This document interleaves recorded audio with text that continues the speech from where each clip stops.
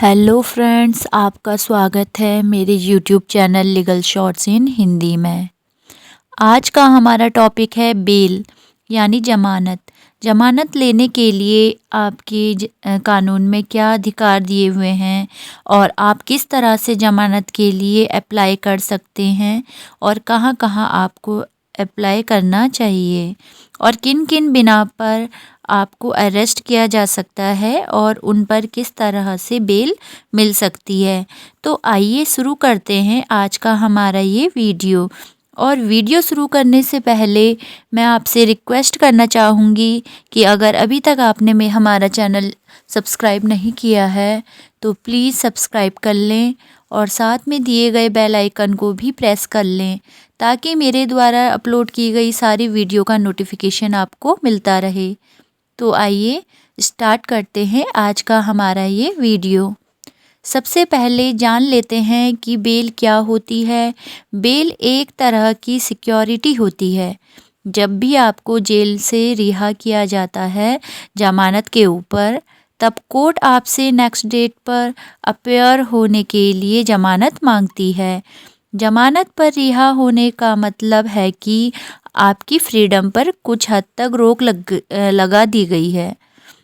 आप बिना कोर्ट की मर्जी के कंट्री को छोड़कर नहीं जा सकते और जब भी आवश्यकता होगी आपको कोर्ट में या पुलिस स्टेशन पर आना पड़ेगा। जमानत पर रिहा होने के लिए आपको बेल बॉन्ड भरने की आवश्यकता होती है, जो आपको भागने से रोकने का एक तरीका होता है। अगर आप जमानत पर रिहा होने के बाद कोर्ट की इंस्ट्रक्शन को फॉलो नहीं करते या भाग जाते हैं तो बेल बॉन्ड में भरी गई राशि को जब्त कर लिया जाता है। बेल बॉन्ड में अक्सर कोर्ट को ये फिक्स डिपॉजिट करने को कहती है और अगर ना दिया जाए तो उतनी ही अमाउंट का कोई प्रॉपर्टी या ज्वेलरी या फिर कोई व्हीकल या पेश किया जा सकता है।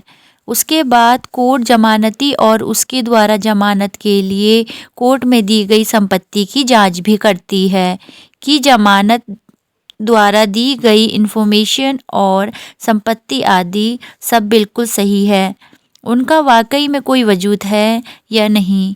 उसके बाद ही आपको जमानत मिल पाती है और जब भी आपका कोई ट्रायल ख़त्म हो जाता है बेल बॉन्ड ऑटोमेटिक ही खारिज हो जाता है।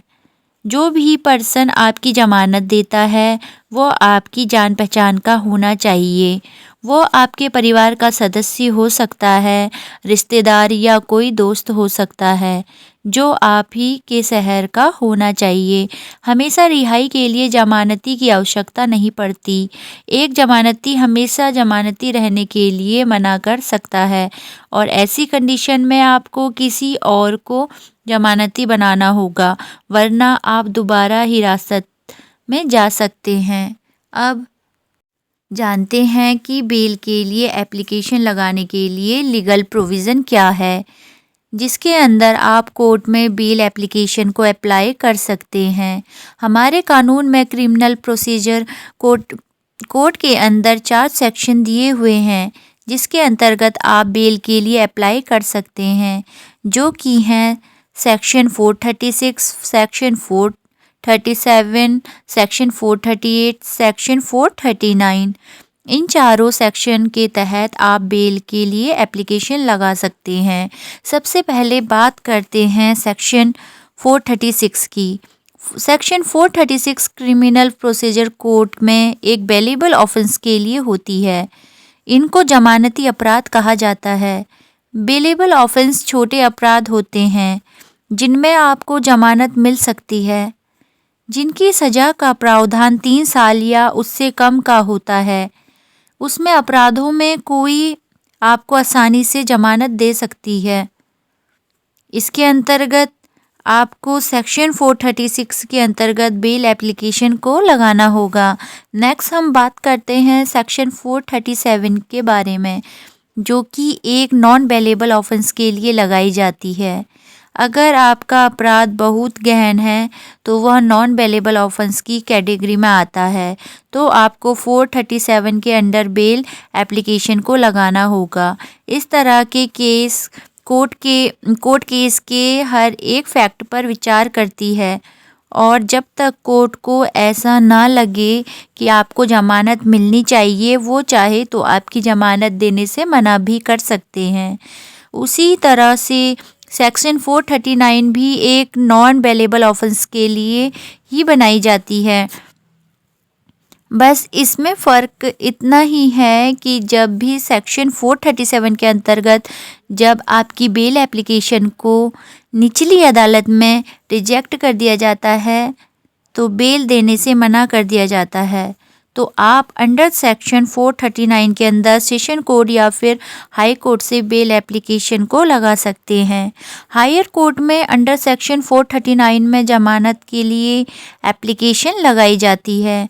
इन दोनों सेशन को में कोर्ट जमानत देते हुए बहुत सारे फैक्ट को ध्यान में रखती है क्योंकि ये एक गैर जमानती अपराध होता है।